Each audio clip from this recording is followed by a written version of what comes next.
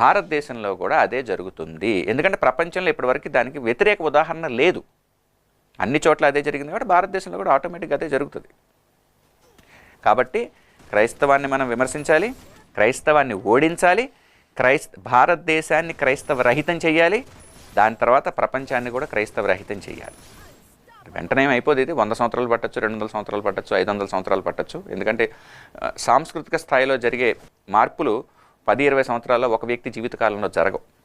ఇప్పుడు ఇదే విషయాన్ని మనం కొంచెం లోతుగా వెళ్ళి చూద్దాం. మీలో చాలామందికి ఐడియాలజీ అనే పదం వినే ఉంటారు.